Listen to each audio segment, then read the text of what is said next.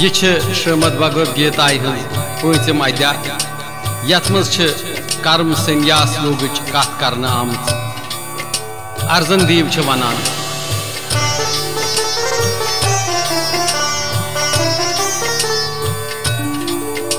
ये बूझत कृष्ण भगवान पृथ्वी लोग ये व्यंती पान अर्जन देव करनी लोग कर्म योग बेकर्म संन्यास वनान कथ में ये सपद कल्याण हाव में सैवा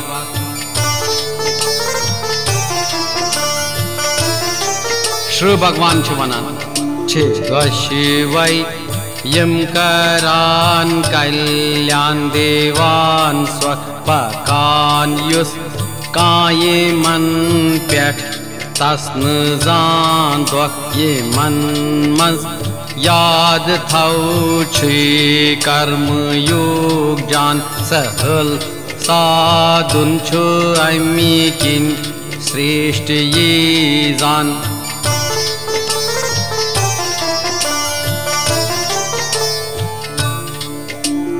बोज अर्जन यस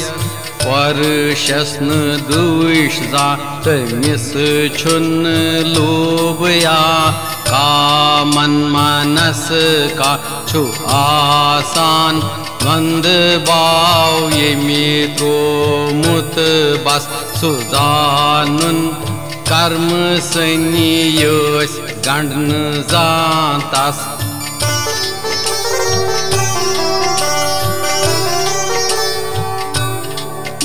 कर्म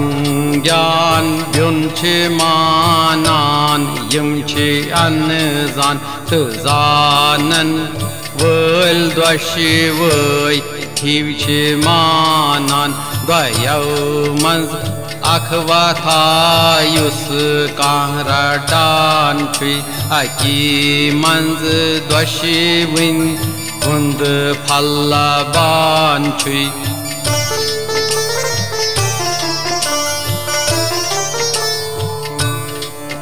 कर्म योगी छुयोत नस जान वातान परमदा मस्जिद ज्ञानीति आसान उचान युस कर्म योगस ज्ञान योगस यथारत रूप किं अख सुलभांतस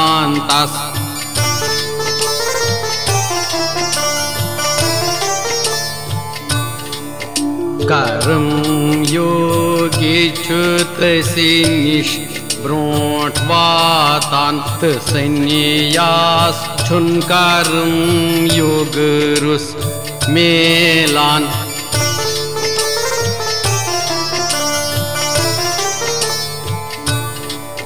छु आसान मन्नथस मन वष्ट इंद्री ये मिस अंताकरण शद युथ जितेंद्री छु गोमुत आत्मस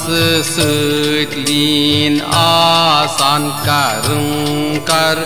वुंति स्वेन्यरली प्रोजान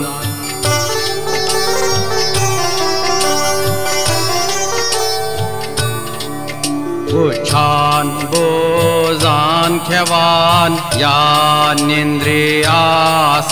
पगान वैत कक्करान या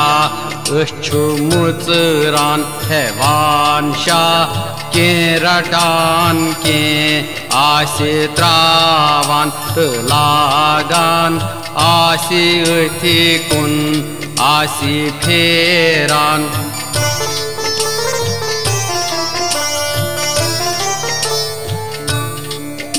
जिस जान ये व्यवहार इंद्रियन हुन करान छुन सांख्य योगी केन तमी सुन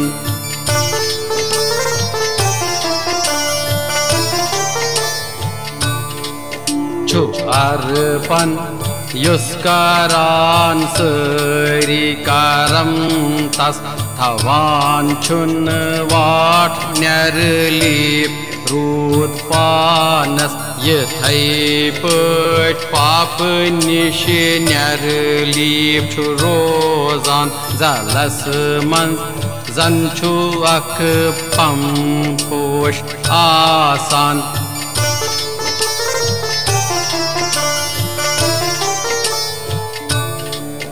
कर्म योगी करान सरी कर्म जान शरीर बद बेचु मन सत लागान थवान छुन संत मन किं छुन गथान लाई करित शद आत्मा अम किं करान क्राई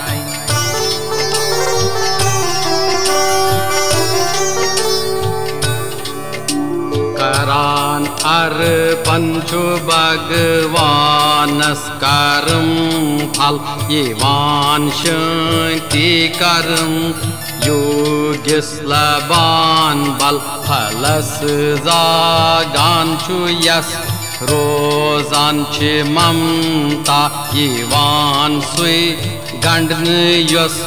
रोजान छि आशा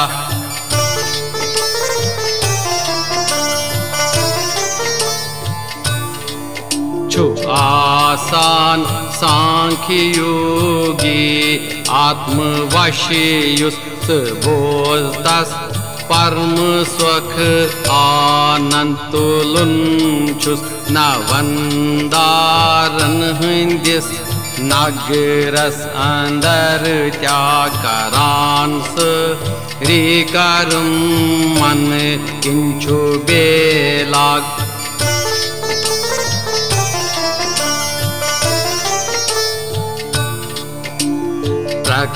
रथ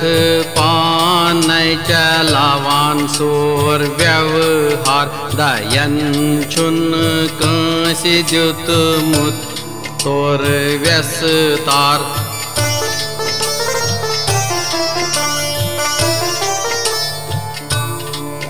छु भगवान सर्वव्यापी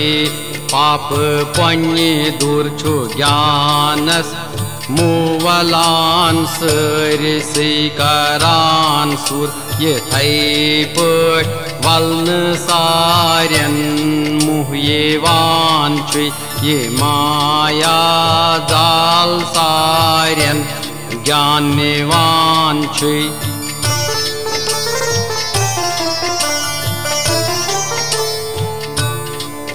छुकुरमुत आत्मज्ञानन दूर अज्ञान ये मन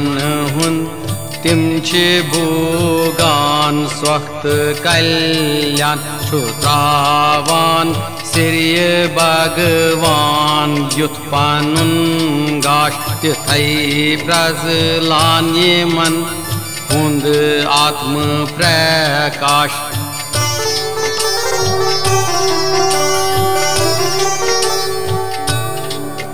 ये मन बोध मन छु आसान येल करारस थविथ निशिटात तसे कुंजार पारस चलान छिक पाप सरी छुकता सुंद बाव छिवातान तूर येति खीरत्न का आव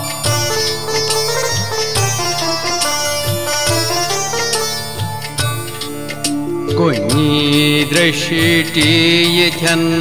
बदिमान परशन छे आसान हिव्य मन चंडाल्त सत जन वुछान हस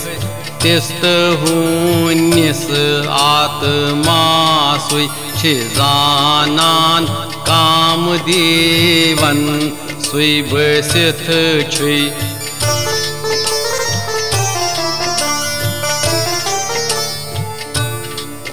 Yeman asan ch samdrishi te mantar chu asan zyun muttim vay samsar chu yas brahm sath chet anand boz arzan chu rozan yut parush tasi suit prasan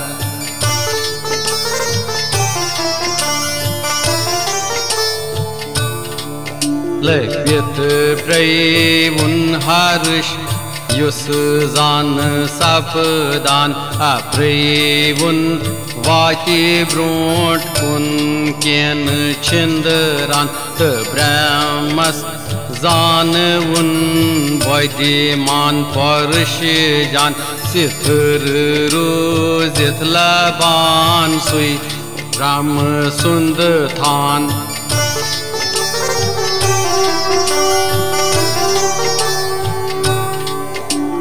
Niprim buguyus bugan arzan asakat asyas panun antahkaran man chu brahmas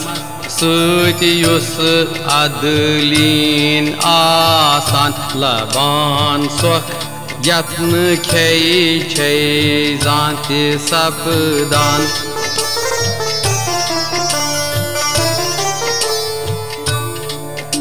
Che vapdan bhug veshan sut yem kut che vasan swak devan vel dokte man sut te man chui ad tai ant tem rozan ye chan bugan sanan chen za te boy de man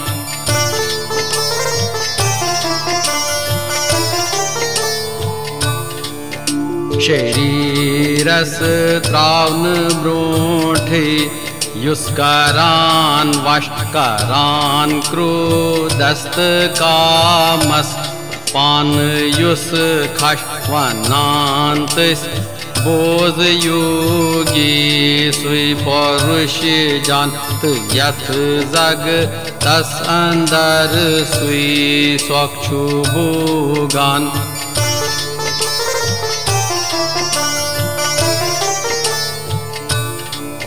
Parush yus atmas manz swakshu bogan yemis atam prakash andri chu prazlan parush sui brahm sui manzlin rozan laban brahmast shanti sui chu pravan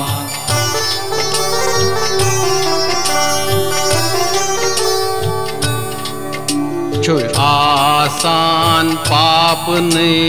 yas nash gomut asan pur shankaye phash gomut karan yus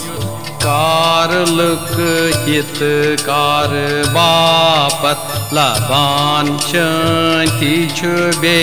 pravan khazgat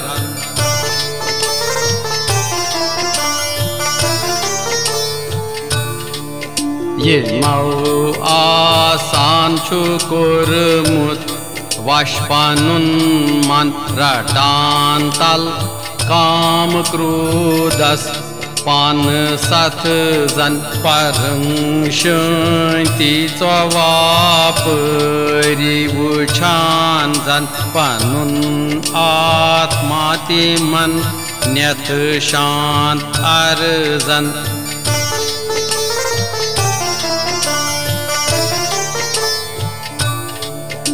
Thavan veshan chunyat maine mazne bar yus sithur drishti karan brikti andar yus karan pranas apanas yus kunni gat ratan yus zön wol chui bas yehai vat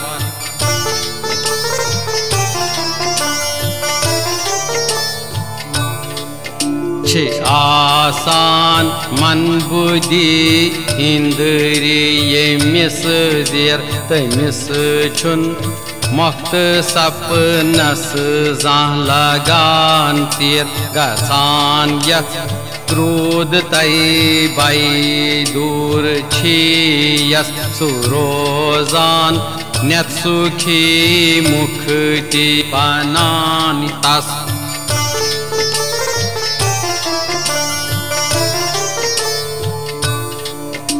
पखति म्योन मेचु सार्युक सार जानन तपन यगन्यन हुंसु भोगी मेहमानन में जानन सारे जीवन उन्दयात छिगेशान बस्तवापर म्योन चमत्कार